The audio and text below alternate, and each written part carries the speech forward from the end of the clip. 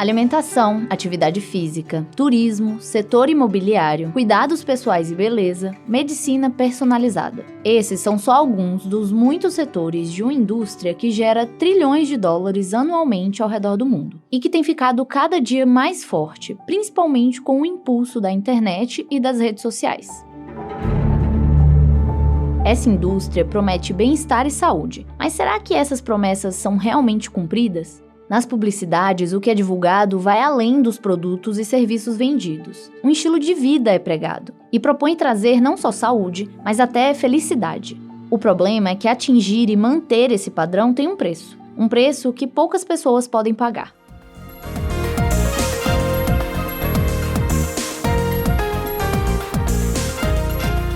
Eu sou Nathalie Kruszewski e nesse episódio do Giro Especial vamos tentar entender o que é a indústria do bem-estar, como ela opera em tempos de redes sociais, os impactos negativos que ela pode gerar e como podemos nos proteger de suas falsas promessas.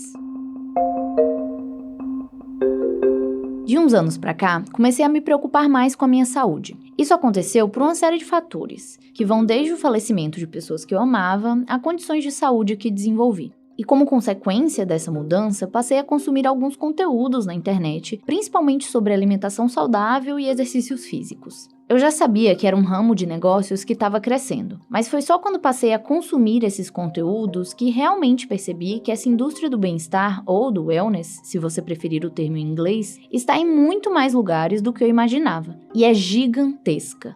Uma das coisas que mais me intrigou foi perceber como cada dica de estilo de vida parecia estar associada a algum produto, e como cada um deles era apresentado como essencial para garantir a tão desejada vida saudável. Não basta comer bem, você também precisa suplementar a vitamina X ou Y. Vai fazer exercícios? Então é melhor usar as roupas da marca tal ou ir nessa academia específica. Também é preciso cuidar da mente. Para isso é recomendada a meditação, e o aplicativo X vai te ajudar. Enfim, os exemplos são muitos. E era raro encontrar dicas que fossem realmente sem custos ou sem uma sugestão para comprar alguma coisa. Essa observação despertou uma curiosidade em mim, e foi aí que esse episódio começou a nascer. Então eu decidi ir atrás de alguém que pudesse me explicar o que é a indústria do bem-estar. Na verdade, o campo da medicina do estilo de vida, ele se tornou mais notabilizado, né? Ganhou mais tração, digamos, né? A partir da década de 50, 60, né, com alguns cursos específicos que sistematizavam todos esses tópicos, né, alimentação, uso de drogas, estresse, sono, etc., de uma maneira que as pessoas pudessem ser treinadas, os profissionais da saúde, e pudessem prescrever, recomendar estilos de vida mais saudáveis com base nisso. E aí o que acontece? A partir da década de 50, 1950, 1960, né, quando começa a popularizar esse conceito de medicina do estilo de vida, né, há uma apropriação pela indústria wellness, fitness, que na verdade toma para si esses conceitos, né, de alimentação adequada, de exercício físico e tal, empacota isso como mercadorias e comercializa isso para as pessoas. Só que, na verdade, o grande paradoxo é que a indústria fitness não entrega mais, né, saúde e bem-estar como promete, né, entrega esses produtos, né, que são travestidos, digamos, né, são enfeitados com esses conceitos de saúde e bem-estar, quando, na verdade, o que a gente observa, né, é que muitos desses produtos fazem mais mal do que bem para as pessoas, né? Esse é o Bruno Gualano, professor da Faculdade de Medicina da USP e atual presidente do Centro de Medicina do Estilo de Vida da mesma instituição. Há muitos anos, ele se dedica a estudar estilo de vida, saúde e bem-estar. Inclusive, foi pesquisando para esse episódio e conversando com o professor que descobri que existe um ramo da medicina que foca especificamente nessa área. Ele me explicou que a medicina do estilo de vida é um campo ou uma abordagem que busca compreender como os modos de viver de uma pessoa se relacionam com a sua saúde e bem-estar. Modos de vida podem ser entendidos como comportamentos e fatores de risco que são modificáveis, como a prática de atividade física, tipo de alimentação, qualidade do sono ou uso de drogas. Dentro dessa complexidade toda, né, de interações que a gente pode ter, o indivíduo dorme mal, mas come razoavelmente bem, mas faz pouca atividade física, não bebe, mas fuma, ou fuma e não bebe, etc. Quer dizer, é uma série de combinações possíveis, né? Como que esses fatores se relacionam, né, para produzir saúde e bem-estar para as pessoas. Esse ramo da medicina é bem interdisciplinar. No centro que o professor Gualano lidera, por exemplo, tem profissionais de várias áreas da saúde: epidemiologistas, fisiologistas, nutricionistas, educadores físicos, médicos e também de outras áreas do conhecimento, como analistas de dados, cientistas sociais e antropólogos. Essa diversidade toda nos ajuda inclusive a compreender como é complexo analisar o modo de vida das pessoas, porque não envolve só um olhar para a saúde, mas também para as condições econômicas e sociais em que cada um vive. E é justamente isso que o professor destaca quando pergunta sobre como a ciência olha para o bem-estar em comparação com a perspectiva da indústria. Bom, a saúde é um conceito multidimensional, né? Não existe a saúde ou a falta dela, né? A plena saúde ou a falta dela. Esse é um conceito já ultrapassado, né? Não existe esse conceito binário, que é um conceito que, de certa forma, é trazido dessa maneira polarizada, né, pela indústria, pelo mundo fitness. Por isso que eu disse que a gente costuma trabalhar na ciência, né, pelo menos, e no nosso centro em especial, com esse conceito de modos de vida, ou de estilos de vida, né? Aceitando o pressuposto que as pessoas têm modos de vida que são pautados, né, pelas condições materiais objetivas, né? Então, não basta eu querer, né, não basta eu ter consciência para que eu tenha saúde, para que eu tenha bem-estar, né? Então, essa visão, digamos, idealizada, né, esse idealismo de que a consciência constrói o mundo, a gente não parte desse pressuposto, muito pelo contrário, né? A gente parte de um pressuposto que as condições objetivas, materiais, que vão ditar a consciência, quer dizer, vão nos possibilitar a busca por estilos de vida. Um exemplo que o professor traz para ilustrar essa ideia é o de uma mãe solo de 3 crianças que mora em uma periferia de São Paulo e tem 2 turnos de trabalhos precarizados. Ela tem que deixar seus filhos na creche logo cedo de manhã, aí vai para o primeiro turno de trabalho, depois sai e vai correndo para o próximo, sem horário de almoço. Não tem como chegar e falar para essa mãe que ao final do dia ela tem que descer do ônibus em um ponto antes para terminar o percurso até em casa fazendo exercício físico, morando, por exemplo, em uma região com pouca iluminação, sujeita a todo tipo de violência contra a mulher.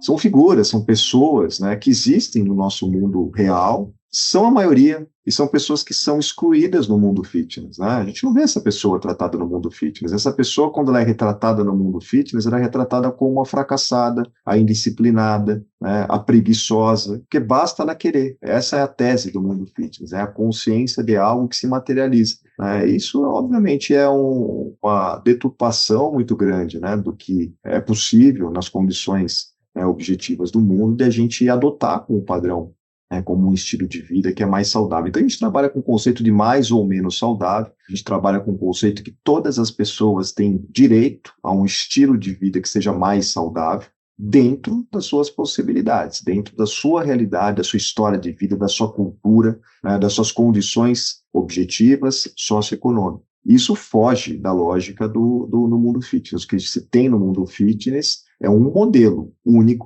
geralmente materializado num corpo, né, que é um corpo ideal, né, que todas as pessoas estão atrás, né, individualmente, né, não de uma maneira coletiva. Então, cada um, né, é responsável por alcançar aquele modelo de corpo ideal, e a falha também é individualizada. Nunca é do sistema, do modelo como um todo. O problema é que esse corpo ideal é praticamente inalcançável, porque a ideia do que é esse corpo está sempre mudando.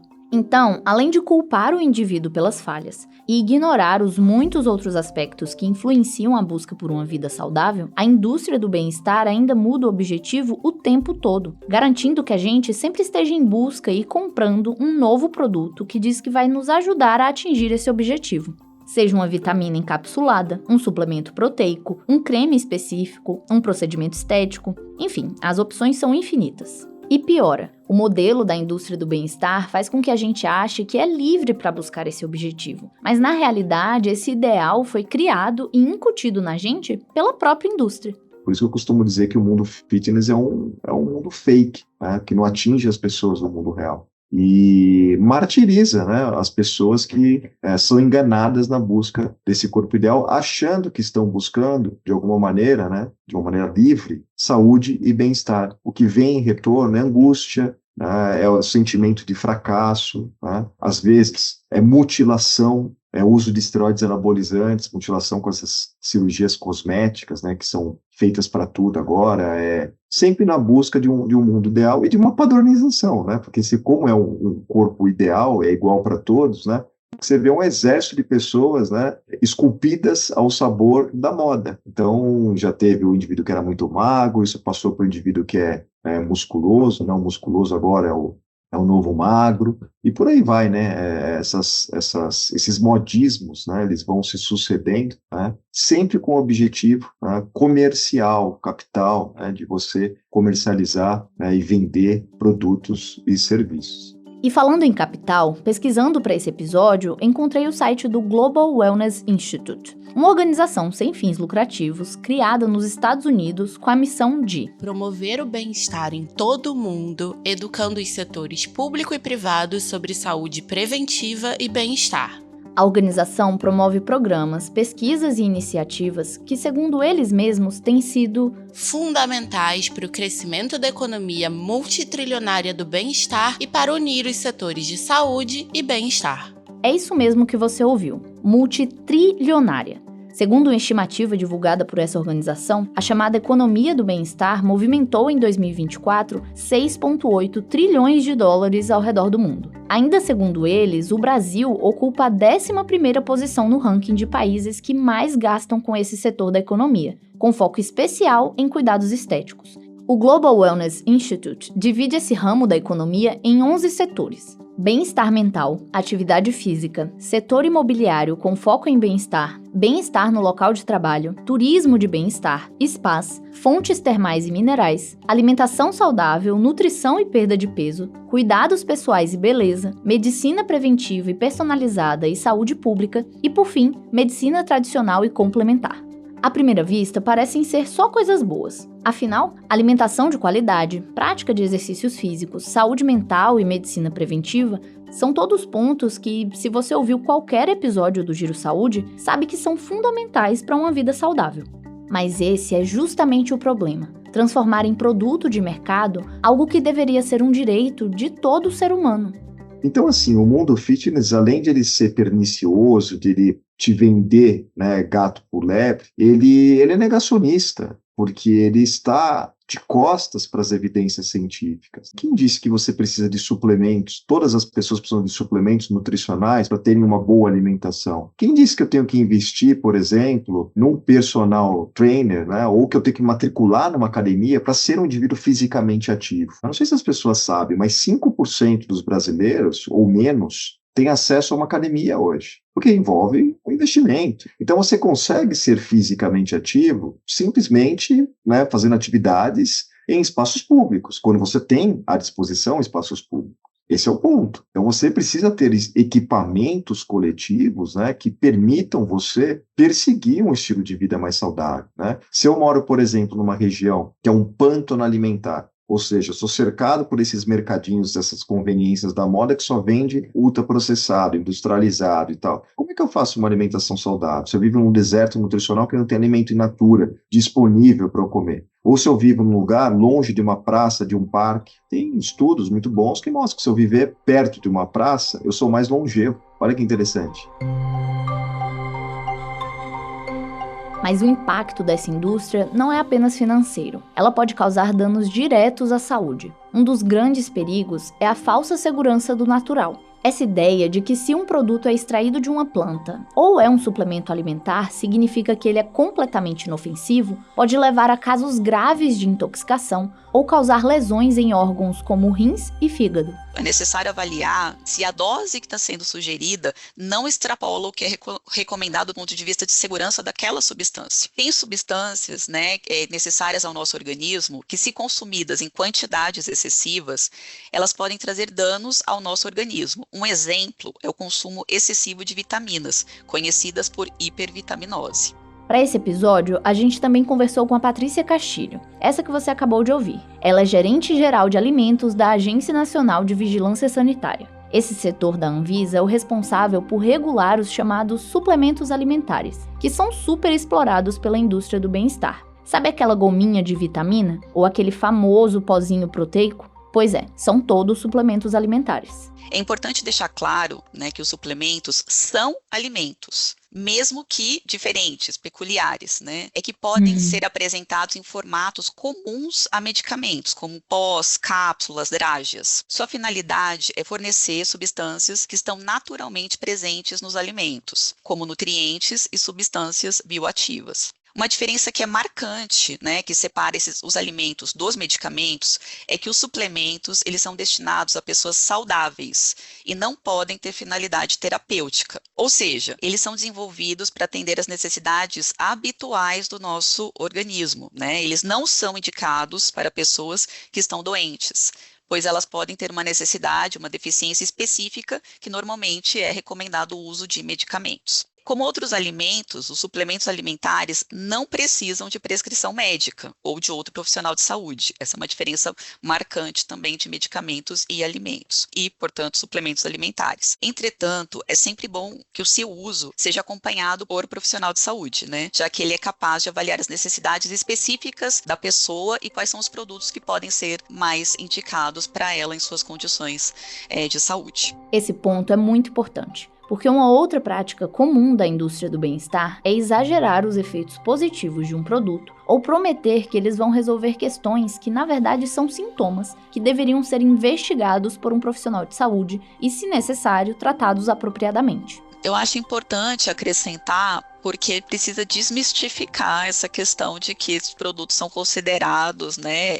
naturais. Por quê? Eles não são naturais. Ao contrário, são formulados a partir de ingredientes submetidos a vários processamentos, concentração e extração. Qualquer associação dessa, né, natureza é considerada enganosa ou irregular. Então, essa associação de que é natural não é correta, porque passa por processamento. Sobre sua funcionalidade, é importante reforçar que todas, novamente, as alegações permitidas para suplementos precisam ser aprovados pela Anvisa. Há muitas empresas que preferem fugir às regras e divulgar benefícios que não foram permitidos. Cuidado com esse tipo de empresa, o que a gente diz, né, para os consumidores e para o público em geral, pois normalmente quem mente sobre os efeitos de seus produtos também não tem compromisso com segurança dos seus ingredientes e higiene na fabricação. Tá aí uma outra questão. Não é só sobre inventar efeitos que não existem. Muitos desses produtos podem ainda ter irregularidades em sua formulação e produção, principalmente aqueles que são comprados em sites ou lojas não confiáveis. A Patrícia nos contou que cerca de 90% das irregularidades são em relação à propaganda enganosa ou problemas de rotulagem, mas logo em seguida vêm as irregularidades na composição do produto. Primeiro de tudo, né, em dúvida, né, com relação a essa propaganda milagrosa, essa propaganda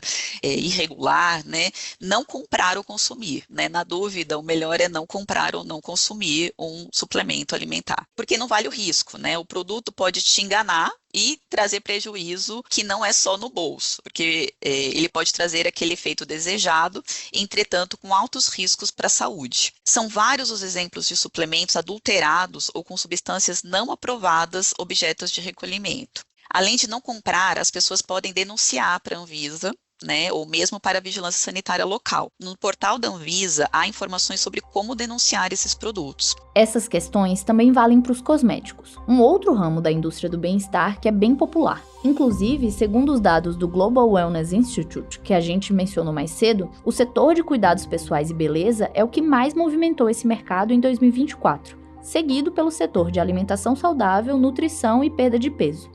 Os cosméticos são produtos para uso externo e que têm finalidade de limpar, perfumar ou melhorar a aparência da pele. Eles só podem ser utilizados quando a pele está sem ferimentos e não podem fazer alegações terapêuticas, como o tratamento de alguma doença. Além de falar com a Patrícia, conversamos com o outro representante da Anvisa, o Bruno Rios, que é gerente geral de cosméticos e saneantes da agência. Muitas vezes a gente pega algum produto de alguma denúncia, né, que chega pra gente e causou algum dano, alguma coisa, alguma pessoa reclamando, muitas vezes a gente verifica que de fato ele não está nem notificado nem registrado na agência. E isso é muito arriscado. Esses cosméticos regulares, a gente não sabe exatamente o que tem dentro deles. A gente não consegue nem minimamente dizer, né, o que está ali, se teve algum estudo, se não teve. Então, só daí disso, a gente já tira que o risco é muito grande, podendo trazer, claro, né, alguns danos que são mais leves, mas ao mesmo tempo que a gente pode ter sérios danos à saúde, queimaduras e tudo mais, né, produtos no cabelo, a gente, né,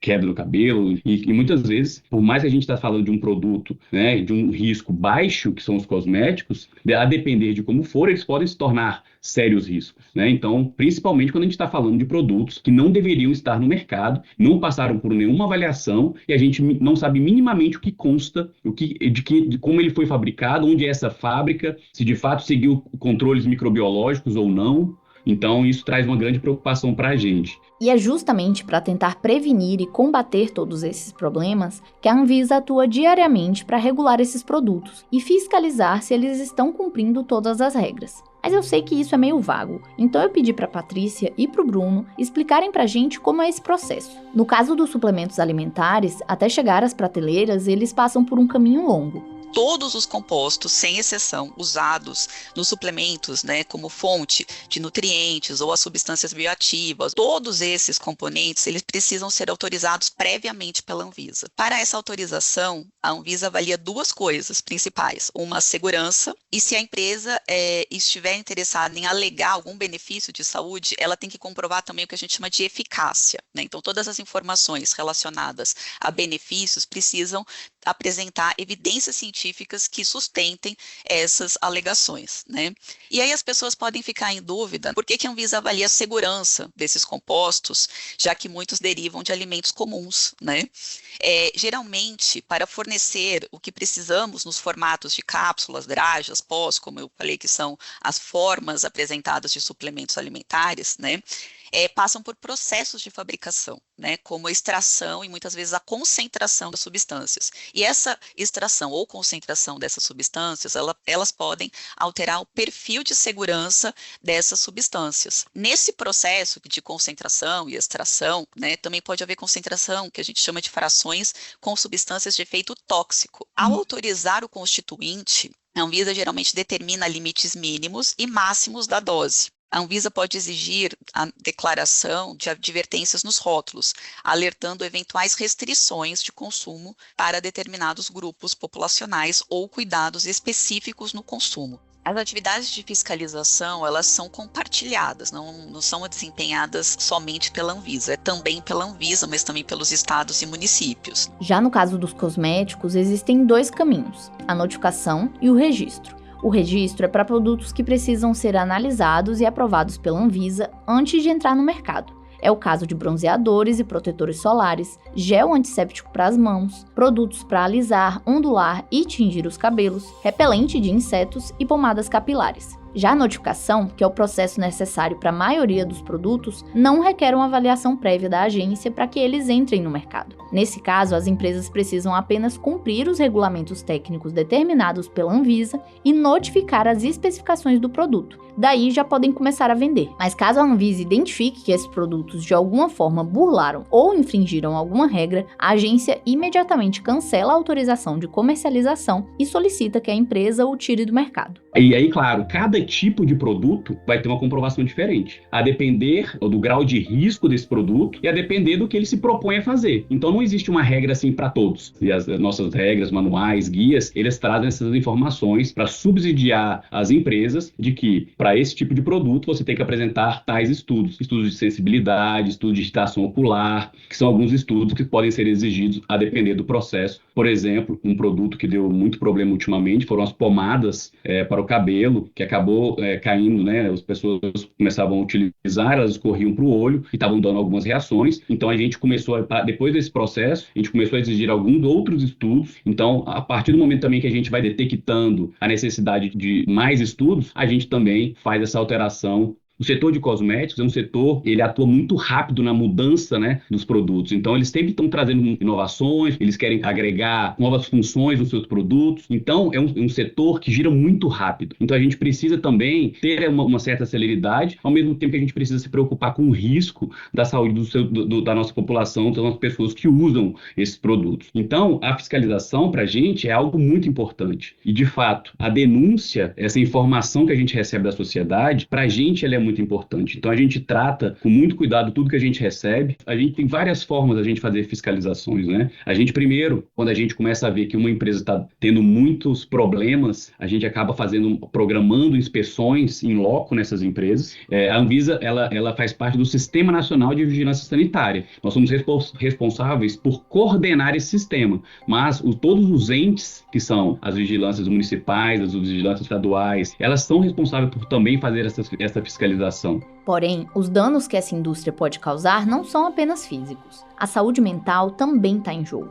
Na visão do professor Gualano, a lógica que sustenta a indústria do bem-estar é profundamente individualizante, afastando a ideia de saúde de um projeto coletivo de saúde pública. A mensagem que é divulgada é que cada pessoa deve se responsabilizar sozinha pelo próprio corpo, pela própria saúde e pelo próprio sucesso.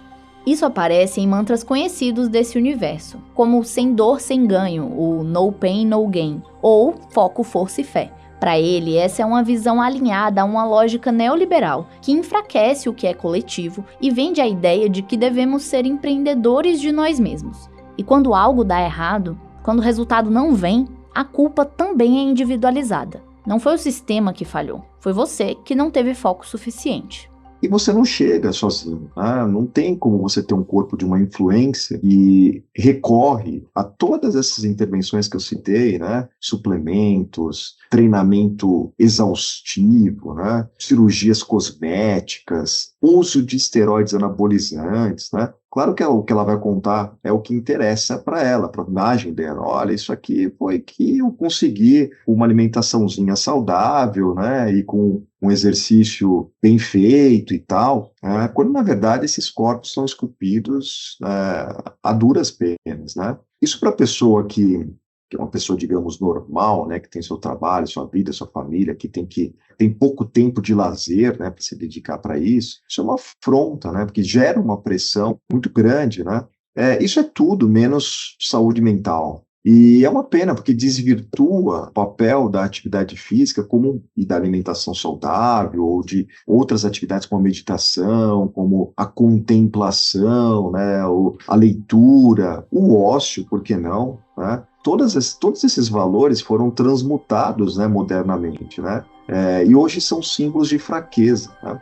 O professor Gualano chama a atenção para o conceito da sociedade do desempenho, uma lógica em que a ideia de produtividade não fica restrita ao trabalho, mas invade também o tempo de lazer. Exercitar-se deixa de ser um gesto de cuidado e prazer e passa a funcionar como uma espécie de momento de recarga para poder trabalhar mais, ou mesmo como punição por ter feito algo considerado inadequado, como sair da dieta. E essa sociedade do desempenho acaba se tornando também a sociedade do cansaço. Esses conceitos trazidos pra gente pelo professor Gualano são discutidos pelo filósofo sul-coreano Byung-Chul Han, que faz uma crítica aos rumos que temos tomado ao transformar tudo, inclusive o cuidado com o corpo e a mente, em meta, cobrança e exaustão. Não tem muita escapatória, tá? Não é neste mundo que você vai encontrar, no mundo fitness, que você vai encontrar uma saída para a melhora da sua saúde mental. É fora dele. E é interessante, né, que esse mundo fitness ele é cheio de paradoxos, né, e de contradições, né? Porque você tem produtos para melhora de saúde mental no mundo fitness também. Você tem imagens para isso também, né, que é aquela modelo que super magra, que se senta, né, num deck de frente para um lago e medita e tal, quer dizer, é isso que tem que fazer, né? Gente, quem conhece alguém que em plena luz do dia tem tempo de lazer para se sentar na frente de um deck e meditar? Para quem que o mundo fitness está falando? Quem é essa pessoa? Agora tem esse movimento também, slow, né, que é o slow food, que é a meditação, né, o mindful, etc., né? Que também é comercializado como produto, como curso, enfim, como serviço e assim por diante, né? Veja, tudo isso é um comércio. Nada disso, né, vai fazer com que você melhore essa saúde mental, né? Tem muita gente falando de desaceleração também. Isso é um caminho possível, né? Desacelerar é necessário, mas só desacelerar não resolve o problema. As pessoas precisam recuperar a narrativa do estilo de vida. Tá? O que é a narrativa do estilo de vida? É a história do sujeito, é a experiência vivida do sujeito. É comer um alimento que te traga, né, alguma emoção, que te traga algum tipo de recordação de alguém querido, aquele bolo de laranja, de milho, da avó, e etc. Né? Mesma coisa para atividade física. Olha, eu faço atividade física pelo prazer que eu sinto, que é sentido, a experiência vivida. Não porque o outro falou que aquela atividade é da moda, que eu tenho que fazer o crossfit, o funcional, qualquer outra coisa que o valha. Agora que a gente entendeu o que é a indústria do bem-estar e como ela pode impactar nossas vidas, precisamos falar sobre uma outra parte importante para o funcionamento desse sistema: a divulgação desses produtos. Essa indústria não é nova, e mesmo antes da internet surgir, a publicidade já era um mecanismo importante para ela. Divulgações em revistas e na televisão faziam parte da estratégia. Mas com as redes sociais, o mercado do bem-estar ganhou a vitrine perfeita. Nas redes, a estratégia é usar o poder da identificação como principal trunfo. E para isso, a figura do influenciador digital é central. Ele não atua apenas como garoto propaganda, mas usa a ligação mais íntima que desenvolveu com seu público para validar um estilo de vida. E a dinâmica das redes sociais ainda permite que o interesse comercial se camufle sob a narrativa da rotina pessoal. O influenciador é essencial para propagar desinformação, porque ele não precisa ser um especialista, ele não precisa disso. Quando ia na TV, as pessoas já colocavam no anúncio lá, advertências, consumo médico, não sei o quê. O influenciador, ele não precisa fazer nada disso, ele só precisa pegar o suplementinho e usar, ele não precisa nem falar nada. E usando, ele mostra o lifestyle dele, ele cria esse desejo, e aí criando esse desejo, poxa, eu quero ser igual a essa pessoa, e essa pessoa está usando tal produto, vou usar tal produto. Não precisa ter nenhuma conexão com lógica, com validação científica, não precisa ter nada. Só de introduzir isso na rotina já é um gatilho para aumentar o desejo das pessoas. Aí quando é publi, aí é pior ainda mais, né? Porque aí são pessoas que não entendem de saúde, dando dicas de saúde. E também, pior ainda na minha opinião, é quando é um especialista dando dicas de saúde com desinformação, porque aí o jogo muda, porque aí é um @doutor, é um verificado, é uma foto com jaleco, ou uma foto com estereoscópio, ou um médico falando alguma coisa sem comprovação científica, espalhando alguma desinformação, e então aí são essas escalas, né? Uma coisa é o influencer dando a dica que as pessoas vão entender, outra coisa é o médico influencer espalhando desinformação. Tem gente que a gente não consegue desmentir, não consegue bater de frente, não consegue explicar para as pessoas que aquilo é uma desinformação, porque as pessoas vão chegar e falar, mas ele é médico, mas essa pessoa é especialista. Como que a gente quebra isso? A gente tem que voltar e falar, não, então, não é a pessoa, tem que ver as evidências. E para você desmistificar aquela informação, você vai gastar muito mais energia do que ele gastou produzindo aquela informação. Então, é quase como se fosse enxugar gelo. Essa que você ouviu é a Ana Cláudia Munhoz, uma das fundadoras do canal Nunca Vi um Cientista. A gente conversou com ela e com a Laura Marise, a outra fundadora do canal.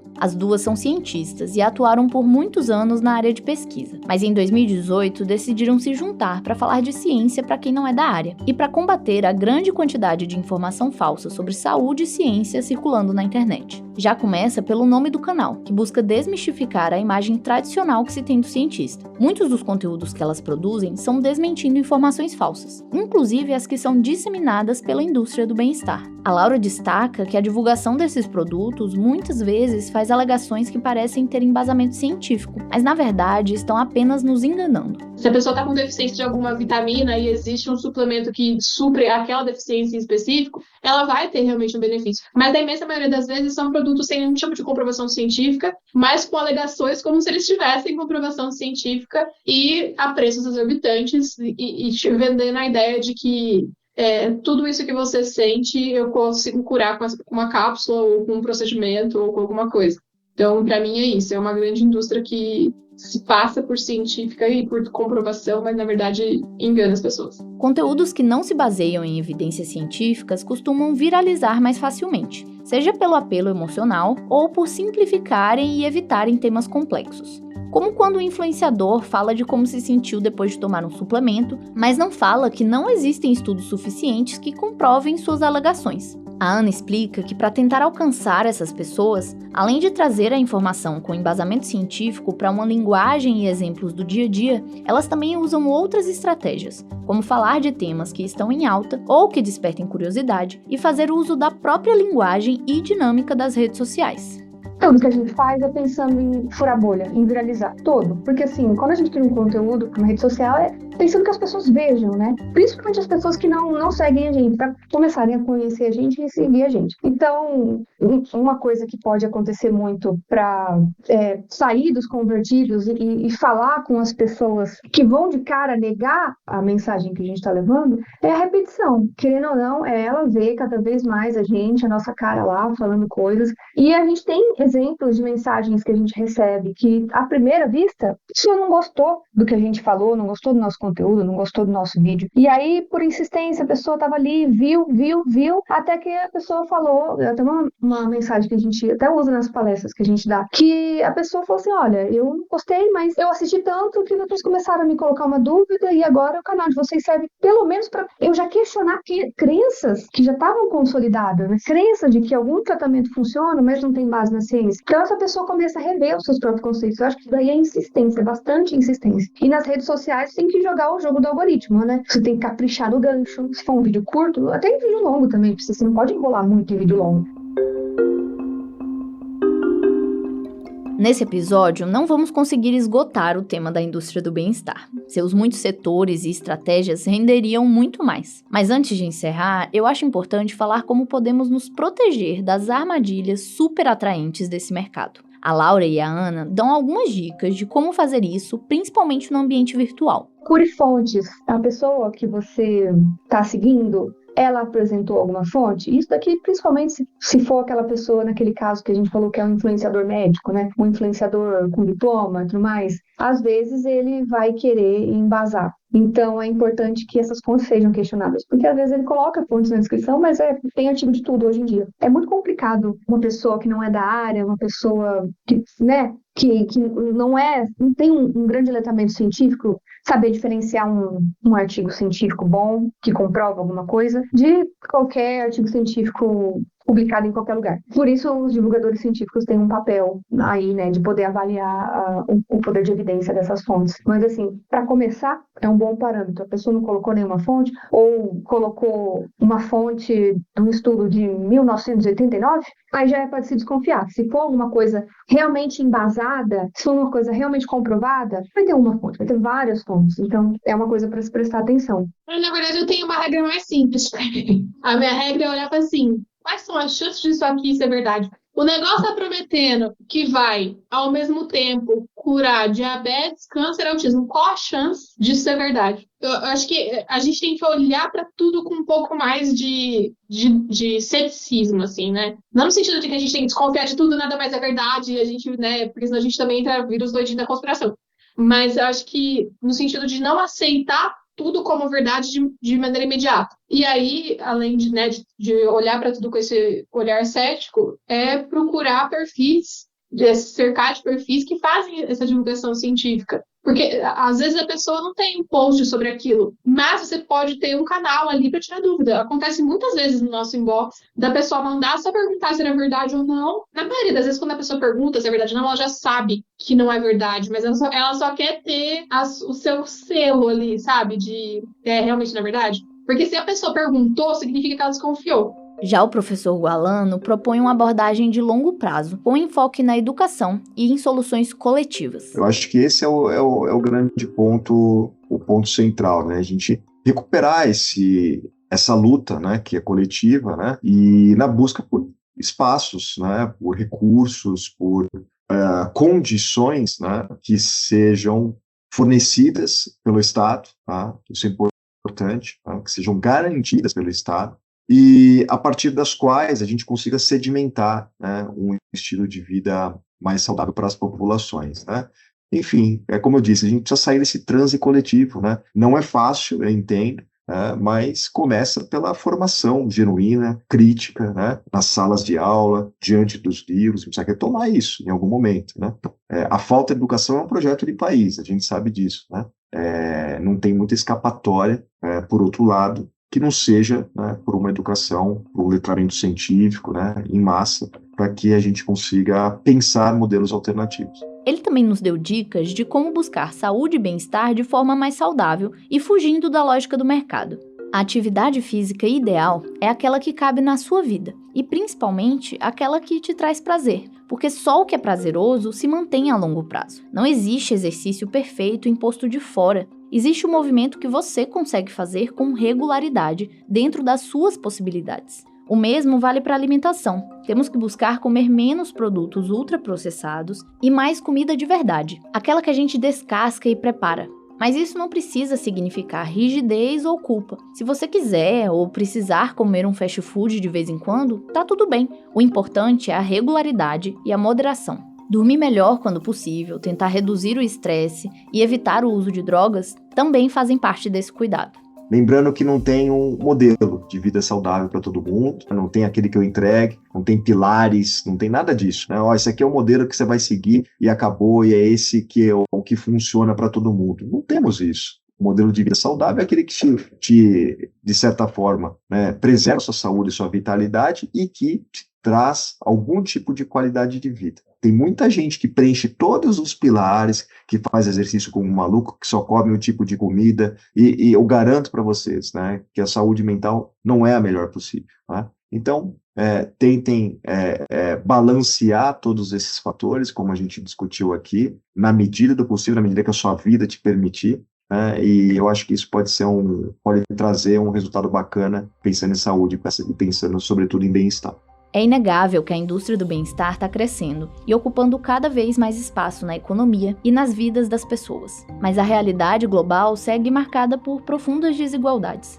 Hoje, segundo dados da Organização Mundial da Saúde, mais de 1 bilhão de pessoas vivem com alguma condição de saúde mental no mundo. E milhões de outras ainda não têm acesso à alimentação de qualidade, serviços públicos de saúde ou a opções gratuitas de lazer e atividade física. Esse contraste ajuda a revelar a marca central desse mercado. O bem-estar virou produto e continua longe de ser um direito garantido para todo mundo. Por isso é fundamental manter um olhar crítico.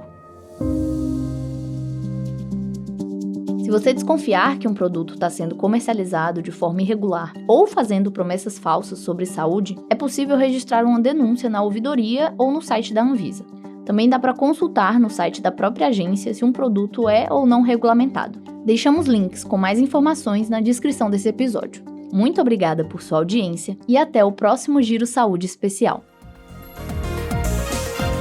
Produção, roteiro, apresentação e edição, Nathalie Kruszewski. Produção e direção, Ana Cecília Prestes. Agradecimentos especiais a Bruno Gualano, Patrícia Castilho, Bruno Rios, Assessoria de Comunicação da Anvisa, Laura Marise, Ana Cláudia Munhoz e equipe do canal Nunca Vi um Cientista. Coordenação do canal Saúde Podcasts, Gustavo Aldi.